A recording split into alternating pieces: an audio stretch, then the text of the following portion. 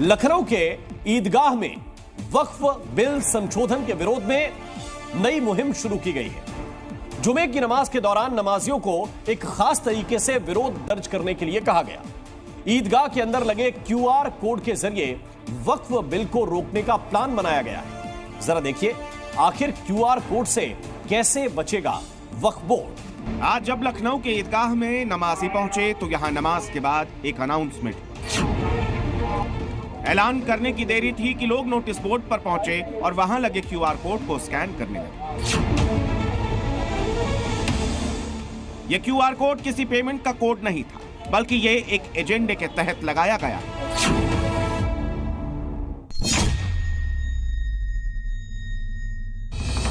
लखनऊ ईदगाह में notice board पर चस्पा इस क्यूआर कोड को स्कैन करने की होड़ लगी है। ईदगाह पहुंचने वाले ज्यादातर मुस्लिम समुदाय के लोग कोड को स्कैन कर रहे हैं। सवाल उठता है कि ये है क्या? दरअसल ये एक विरोध प्रदर्शन है। लखनऊ में वक्फ संशोधन बिल के विरोध में मुहिम शुरू की गई। शुक्रवार को जुमे की नमाज के दौरान नमाजियों को क्यूआर कोड स्कैन करके विरोध दर्ज करने को कहा गया है। मौलाना खालिद रशीद फिरंगी महली ने खुद लोगों से मुहिम का हिस्सा बनने की अपील की।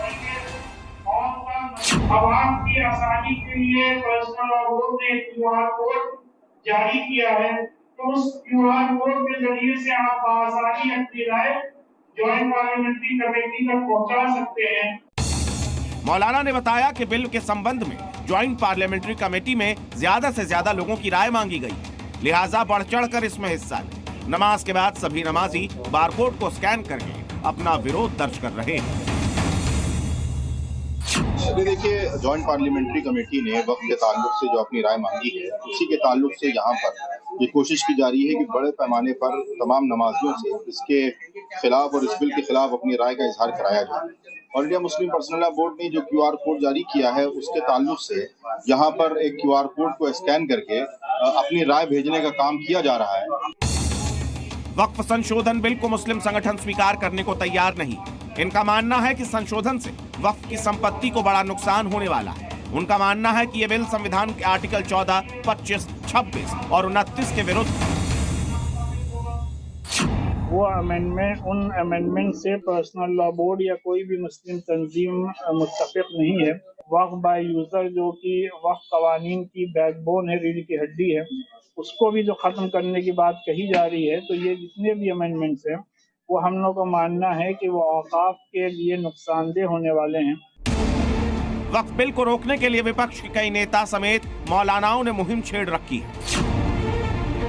क्यूआर कोड वाली ये मुहिम भी इसी का हिस्सा है, लेकिन केंद्र सरकार इसे लागू करने को तटस्थ है। अब देखना होगा कि आगे क्या होता है। ब्यूरो रिपोर्ट, ज़ी।